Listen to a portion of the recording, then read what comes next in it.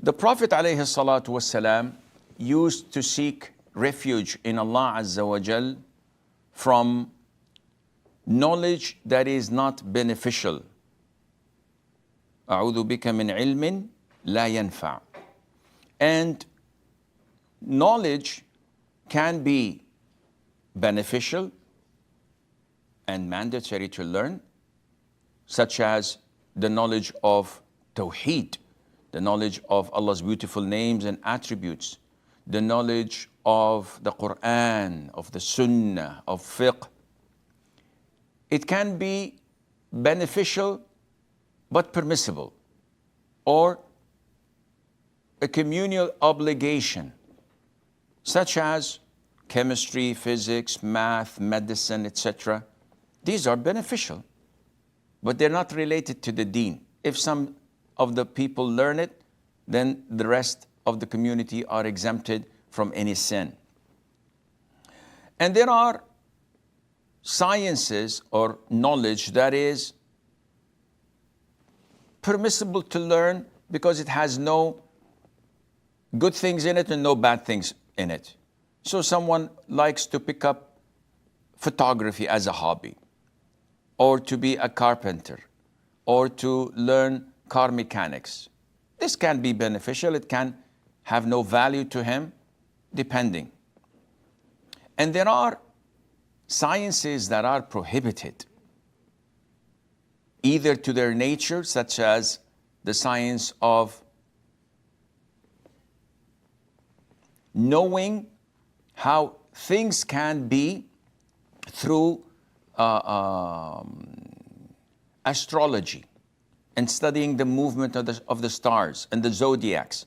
So you are a Scorpion, then this is what will happen in the future. This is totally prohibited and it's blasphemous. It takes you out of the fold of Islam. Knowledge related to music.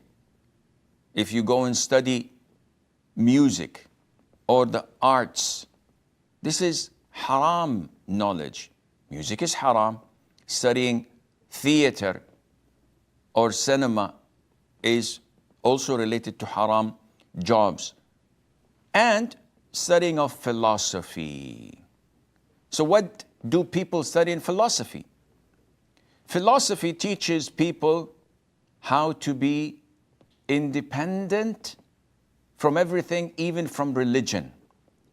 So you, as a philosopher, claiming to be wise, you must get rid of all these thoughts and ideas and ideology that hinders your free thinking.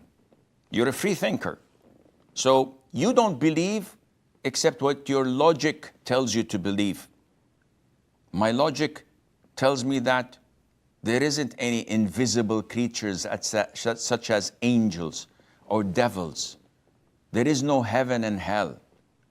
My logic may tell me that there is no God, though philosophers say that there is a God, but he does not speak, and you do not speak to him. So the Quran is not Allah's word. Subhanallah.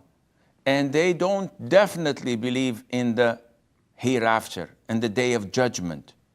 So all what philosophers talk about is nonsense, with all due respect. And they disbelieve in the fundamentals of religions, specifically in the fundamentals of Islam. And they think that the philosopher is in a higher state than a prophet. And this is blasphemous.